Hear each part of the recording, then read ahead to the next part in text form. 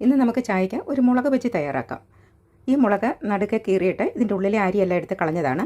ഇത് നമുക്കൊരു പാത്രത്തിലേക്ക് ഇട്ടിട്ട് കുറച്ച് ചൂടുവെള്ളം ആദ്യം ഒഴിച്ചു കൊടുക്കാം. കുറച്ച് ചൂടുവെള്ളം ഒഴിക്കുമ്പോൾ ഇത് എരിവ് ഒന്ന് പോകും, ഈ മുളകൊന്ന് വാടി കിട്ടുകയും ചെയ്യും. തിളച്ച വെള്ളം കുറച്ച് ഒഴിച്ചു കൊടുക്കാം. ഒരു 5 മിനിറ്റ് ഈ മുളക് ഈ ചൂടുവെള്ളത്തിലൊന്ന് കിടക്കട്ടെ. ഇതിലേക്ക് അല്പം ഉപ്പ് കൂടി ഇട്ട് കൊടുക്കാം.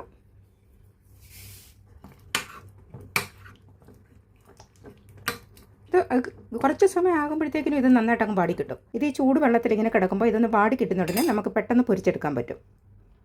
സാധാരണ നമ്മൾ ചായക്കൊക്കെ മുളക് ബജിയൊക്കെ പുറത്തുനിന്ന് വാങ്ങാറില്ലേ പതിവ്. നമുക്കിത് ഈസിലി വീട്ടിൽ ശരിയാക്കി എടുക്കാൻ പറ്റും. നല്ല ടേസ്റ്റും ആയിരിക്കും. ഇനി ഇതിന് മാവ് ശരിയാക്കി എടുക്കാനായിട്ട് കുറച്ച് കടലമാവ് നമുക്ക് ഒരു ചെറിയ കപ്പ് നിറച്ചിടാം. അതിൻ്റെ കൂടെ 1 ടേബിൾ സ്പൂണ് അരിപ്പൊടി, കുറച്ച് മൈദമാവ് കൂടി ഇടാം. 1/2 സ്പൂണ് ജിഞ്ചർ ഗാർലിക്കിൻ്റെ പേസ്റ്റ് കൂടി ഇടാം. ആവശ്യത്തിനുള്ള ഉപ്പ് കൂടി ഇട്ട് കൊടുക്കാം. ഇതിലേക്ക് ആവശ്യത്തിനുള്ള വെള്ളം ഒഴിച്ച് ഈ മാവ് നന്നായിട്ടൊന്ന് മിക്സ് ചെയ്തെടുക്കാം. ഈ മുളകിൻ്റെ മാവ് നന്നായിട്ട് പിടിച്ചിരിക്കത്തക്ക രീതിയിൽ വേണം ഇത് കലക്കിയെടുക്കാൻ. ഇതിൻ്റെ തിക്നെസ് അറിയണമെന്നുണ്ടെങ്കിൽ നമ്മളൊരു സ്പൂൺ ഇങ്ങനെ എടുത്തിട്ട് ഈ സ്പൂണിൽ ഇങ്ങനെ മാവ് കോരിയെടുക്കുമ്പോൾ ഈ സ്പൂണിൻ്റെ ബാക്ക് സൈഡിൽ ഈ മാവ് ഇങ്ങനെ ഒലിച്ചു പോകാതെ നിൽക്കും. ഇത് കണ്ടോ, ഇതിൻ്റെ പുറത്ത് ഇപ്പോഴും ഇതിങ്ങനെ കട്ടിക്ക് നിൽക്കുന്നുണ്ടോ? ഇങ്ങനെ നിൽക്കണം. അതാണ് കറക്റ്റ് അളവ് മാവിൻ്റെ. നമ്മൾ വെള്ളത്തിലിട്ട് വെച്ചിരുന്ന മുളക് ഇപ്പം നന്നായിട്ട് വാടിയിട്ടുണ്ട്. ഇത് വെള്ളത്തിൽ നിന്ന് എടുത്തിട്ട് ഈ വെള്ളമെല്ലാം ഇങ്ങനെ പോകുന്ന രീതിയിൽ ഇതിലേക്ക് ചരിച്ച് വെച്ച് കൊടുക്കണം. ഈ മാവിലേക്ക് കുറച്ച് ജീരകം കൂടി ഇട്ട് കൊടുക്കാം, ചെറിയ ജീരകം. അതിലേക്ക് വളരെ ചെറുതായിട്ട് കട്ട് ചെയ്തെടുത്ത കറിവേപ്പില അല്പം ഇട്ട് കൊടുക്കാം. ഇതിലേക്ക് അല്പം മാത്രം സോഡാപ്പൊടി ഇട്ട് കൊടുക്കാം. ഇനി ഇത് നമുക്ക് പൊരിച്ചെടുക്കാം.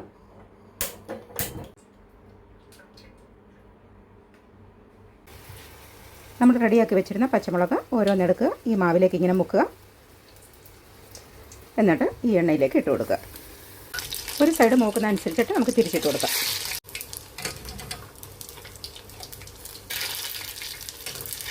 ഇപ്പം നമ്മൾ ആദ്യം ഇട്ട മുളക് റെഡി ആയിട്ടുണ്ട്. നല്ല ടേസ്റ്റിയായ മുളക് ബജിയാണിത്. ബാക്കി മുളക് കൂടി നമുക്കിതുപോലെ പൊരിച്ചെടുക്കാം. ഈ മുളക് ബജി റെഡിയാകുന്ന സമയം കൊണ്ട് തന്നെ നമുക്ക് ചായ കൂടി റെഡിയാക്കി എടുക്കാം. ഇപ്പോൾ ഈ മുളക് ബജിയും ഇവിടെ തയ്യാറായിട്ടുണ്ട്. ഇതുകൂടി നമുക്കെടുക്കാം.